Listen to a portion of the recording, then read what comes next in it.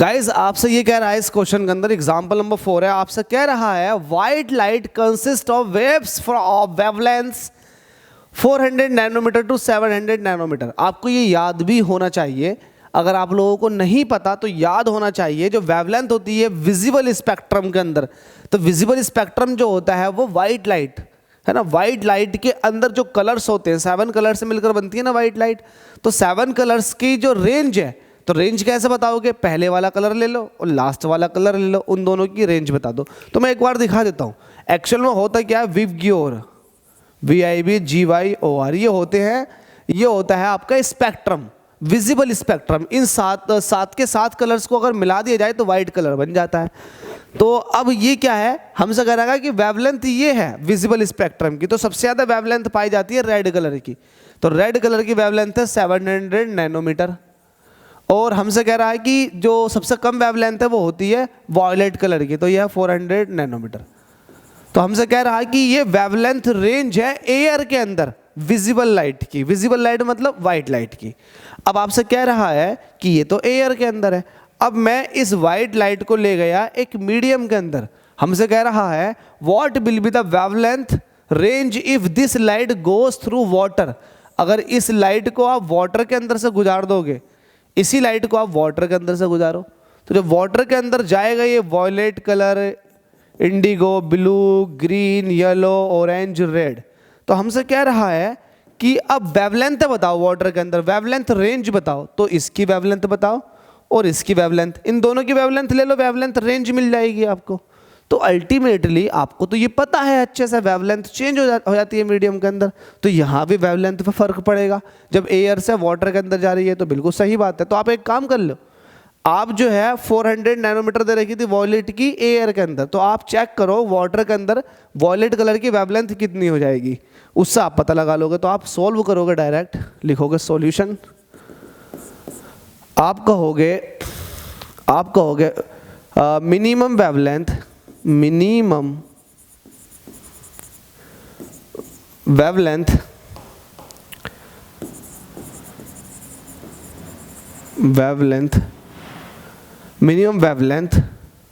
अब ये किसकी है, वॉयलेट की, इन वाटर। अब मैंने आपको एक फॉर्मूला बता रखा था, जब भी आपको वाटर के अंदर वेवलेंथ चाहिए होती है, किसी भी मीडियम के अंदर वेवलेंथ चाहिए होती है, तो एयर वाली वेवलेंथ को उस मीडियम के रिफ्रैक्टिव इंडेक्स से डिवाइड कर दो।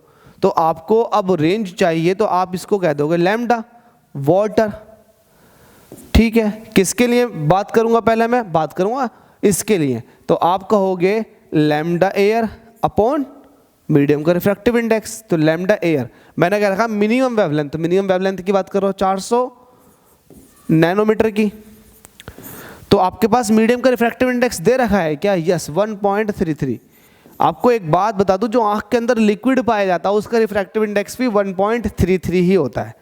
तो देखो 400 नैनोमीटर को 1.33 से डिवाइड करोगे तो लैम्डा वाटर आ जाएगा मिनिमम वेवलेंथ का, तो ये कितना आ जाएगा, देखो 400 नैनोमीटर को या 1.33 से डिवाइड करोगे तो वैल्यू आ जाएगी 300 नैनोमीटर, चाहे आप डिवाइड करके देख लो, तो आपको मिनिमम मिल गई। अब आप मैक्सिमम की बात करोगे, मतलब 700 नैनोमीटर की बात करोगे, आप बात करोगे मैक्सिमम वेवलेंथ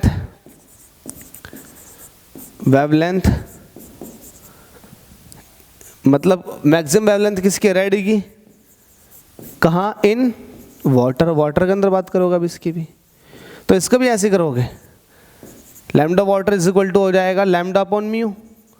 अब ये दे रखा था आपको 700 नैनोमीटर और रिफ्रैक्टिव इंडेक्स दे रखा आपको 1.33, तो 700 को जब 1.33 से डिवाइड करोगे तो आपको खुद पता है वैल्यू कितनी आ जाएगी 525, डिवाइड करके देख लो 525 नैनोमीटर। तो आपसे वेवलेंथ रेंज पूछा था कि वेवलेंथ रेंज कितनी हो जाएगी, तो भाई 300 से, इसको एक अलग कलर से दिखा दूँ ताकि आप लोग बिल्कुल अलग अलग तरीके समझें। तो रेंज जो हो जाएगी वो हो जाएगी 300 से कितनी हो गई, अब रेड कलर ले लो वॉयलेट, 300 से 525। अब ये देखो कितना चेंज हुआ, 700 थी 525 रह गई, 400 थी 300 रह गए, तो वेवलेंथ क्या होती है, घट जाती है। क्या होती है, घट जाती है। नैनोमीटर यहाँ चल रहा तो यहाँ भी नैनोमीटर दिखा दो और यहाँ भी नैनोमीटर दिखा दो, आपसे यही पूछा था। तो ऐसे क्वेश्चन भी अच्छे होते हैं भाई, एक भी क्वेश्चन मिस ना हो, सारे क्वेश्चन लगाओ, कॉन्सेप्ट क्लियर हो जाएंगे। जितनी ज़्यादा प्रैक्टिस करोगे उतने ज़्यादा टच में रहेंगे। चैप्टर नंबर 1 के न्यूमेरिकल लगवाऊं तो उसके भी लगाओ, चैप्टर नंबर 4 के लगवाऊं तो उसके भी लगवाओ। क्यों? क्योंकि आपको तो सबके ही लगाने हैं। आपको किस बात की भेदभाव कि मुझे पहले के लगाने हैं, दूसरे के नहीं लगाऊंगा, तीसरे के लगा दिए तो पांचवें के नहीं लगाऊंगा। नहीं भाई, सबके लगाओ। और ये भी मत सोचो दिमाग के अंदर, ये भी फितूर मत डालो कि यार मेरा सब मिक्स हो जाएगा। नहीं भाई, क्यों मिक्स होगा? जब आपको फंडे क्लियर है, हर चीज़ आपको क्लियर है अलग अलग, तो आपको क्यों मिक्स होगा भाई? अगर आप ये सोचोगे कि मिक्स हो जाएगा तो फिर आप एग्जाम कैसे दोगे? आपको एग्जाम देना पड़ेगा, आपको तो सब कुछ याद होगा, तो आप तो फिर ऐसे मिक्स करके बैठ जाओगे सब कुछ। नहीं भाई, बिल्कुल नहीं, ये दिमाग में से निकाल दो कि मिक्स हो जाएगा। नहीं, क्यों मिक्स होगा? जब आपसे एक अलग डेरिवेशन आता है इलेक्ट्रिक फील्ड का, तो आपको कहीं ना कहीं मैग्नेटिक फील्ड का अलग से डेरिवेशन आते हैं। तो क्यों, जब हर डेरिवेशन आपको अलग अलग क्लियर है तो क्यों मिक्स होगा? तो हर किसी के न्यूमेरिकल भी आपको अलग अलग क्लियर होने चाहिए। थैंक यू सो मच आप सभी के सपोर्ट के लिए। वीडियो को शेयर कर दो ताकि दूसरे लोगों की मदद हो सके। मुझे पता है आप नहीं करोगे।